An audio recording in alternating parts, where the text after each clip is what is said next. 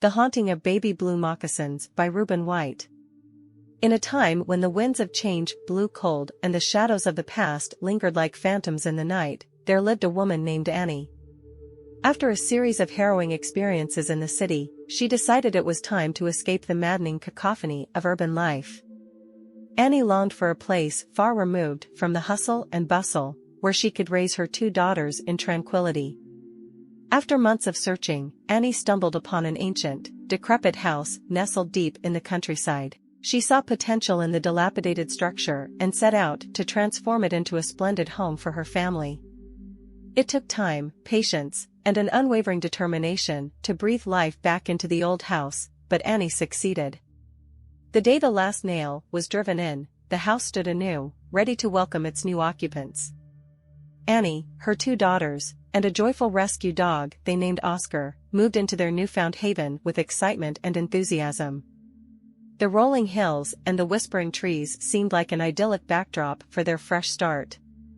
Life felt perfect, and the future seemed filled with endless possibilities. But as the days passed and the seasons changed, an eerie presence began to seep into the house.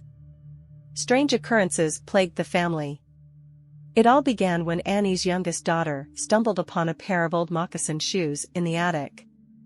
These shoes were unlike any other she had seen, a beautiful baby blue adorned with gemstones that glistened like the night sky. Her heart swelled with curiosity, and she could not resist the temptation to slip them on and prance around the house. One evening, as her daughter slumbered peacefully, Annie entered her room with a sense of unease. She tiptoed toward the shoes, as if guided by an invisible hand, and without hesitation, she discarded them into a trash can at the back of the house, far away from her child's innocent eyes. The following day, just before the trash pickup, the 2 sisters were playing in the yard, and a sharp-eyed trash collector noticed the discarded baby blue moccasins. He called out to the girls, inquiring if these shoes belonged to them, before nonchalantly tossing them into the trash truck. The younger daughter, who had been yearning for her lost treasure, was devastated. She retrieved the moccasins from the trash, hidden beneath her sweater, and secreted them beneath her bed, where they waited, gleaming with misplaced desire. That fateful night, the younger daughter was startled from her sleep by a presence at the foot of her bed. Her heart raced as she beheld a nightmarish visage, an old hag, a spectral crone, her eyes like twin black holes, staring into her soul. She tried to scream, but found her voice silenced by an unseen hand. Desperation welled within her as she shook her older sister awake. "Look, there's an old hag at the edge of our bed," she whispered in terror. The elder sister, awakened to the same ghastly sight, noticed the outstretched hand of the hag, fingers trembling, pointing to something unseen. It was then that they comprehended the root of their torment, the baby blue moccasins. The hag was searching for her cherished footwear, demanding its return. Screams pierced the night, summoning Annie to the room in a frenzied panic. She found her daughters' faces contorted with fear, their eyes filled with the dread of something beyond the realm of comprehension. The younger daughter clutched the moccasins beneath her sweater, her secret treasure now a cursed burden.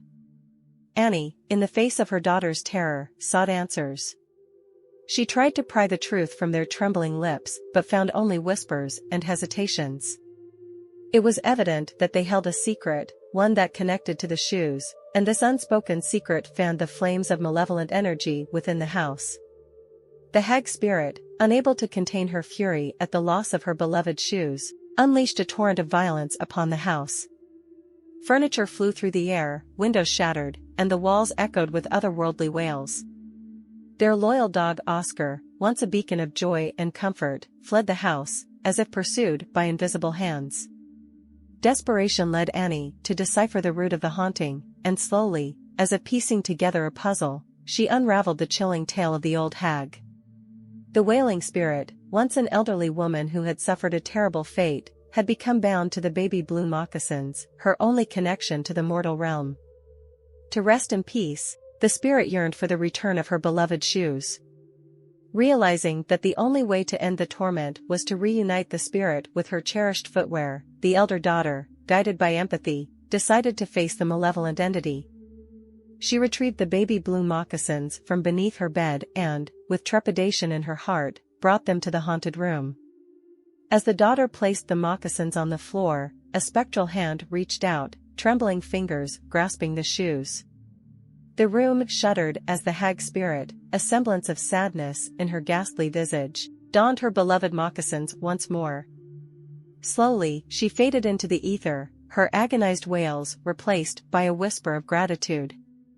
The haunting that had plagued their lives was finally lifted, and peace descended upon the old house. Oscar, their faithful companion, found his way back home, his joyful barks filling the air once more. As Annie and her daughters settled into a harmonious life, they realized that sometimes, the ghosts of the past could only find solace when their long-lost treasures were returned. Their newfound home, once a place of fear, became a sanctuary of hope, a testament to the power of empathy and the need for closure in a world where the past can never truly be forgotten. The years passed, and the family grew stronger. The scars of the haunting had healed, leaving behind valuable lessons.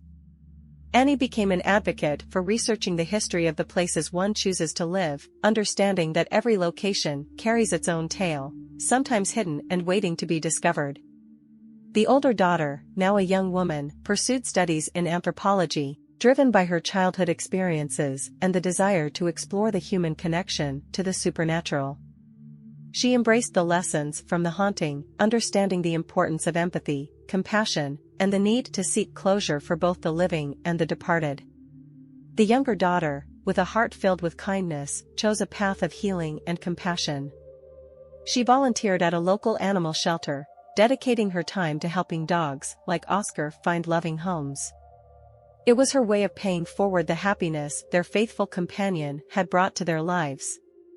Annie's house, once a dark and haunted abode, became a symbol of transformation and resilience. The family turned it into a sanctuary for abandoned animals, a place where creatures who had faced hardship found love and care. The land that held a tormented soul now echoed with the joyful barks and playful gambols of animals, a testament to the healing power of love. The tale of the baby blue moccasins remained etched in the hearts of the family, a reminder that even the most terrifying experiences can be transformed into sources of strength and wisdom.